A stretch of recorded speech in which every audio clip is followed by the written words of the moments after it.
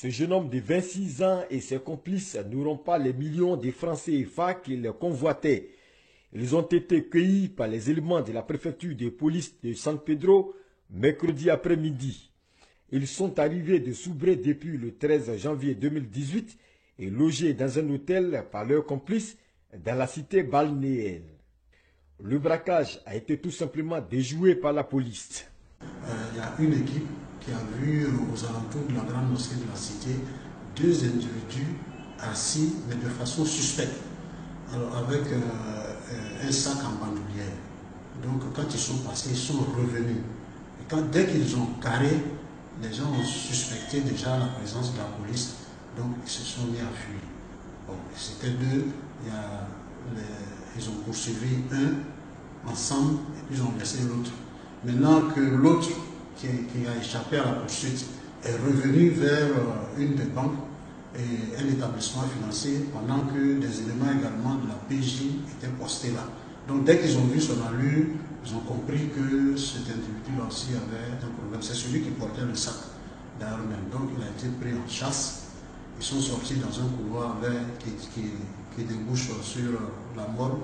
Donc ils sont rentrés, dès qu'ils ont entamé le couloir, alors le bandit a commencé à tirer dessus. Donc ils ont riposté, mais la course-poursuite a continué jusqu'à dans la cour de la morgue et dans la cour de l'hôpital. Donc le monsieur, il s'est retourné pour repartir vers le service ORL et puis transfusion sanguine, pour remonter la clôture. Pendant que l'équipe qu'il avait vue et qui le prenait en chasse, lui aussi est passé devant une des banques, je ne vais pas citer le nom des banques, et donc dès qu'il a sorti la tête aussi, bon, eux aussi ont commencé à rafaler. Donc il est revenu sur ses pas, et c'est là qu'il a croisé nez à nez un de mes policiers, donc qui malheureusement a pris une balle en plein cœur, et puis bon, il nous a quittés. On observe une recrudescence du braquage depuis un certain temps dans le Bas-Sassandra. Et celui qui les a fait venir est un opérateur économique. C'est là qu'on va parler d'auto-vol. Parce que le système, on ne le maîtrise pas encore. Mais ce sont des opérateurs économiques qui ne sont pas de vrais financiers. Ils bénéficient des mandats pour aller faire des achats. Et donc, dès qu'ils ont le mandat qui viennent faire le retrait, c'est en ce moment-là qu'ils sont braqués. Et c'est justement un de leurs comme ça qui a fait venir. Elle m'a appelé il y a que de grâce à la il dit non, que de me calmer, qu'il y a quelqu'un qui lui a envoyé l'argent, Nathalie va me donner l'argent qui est parti. Je dis il n'y a pas de problème.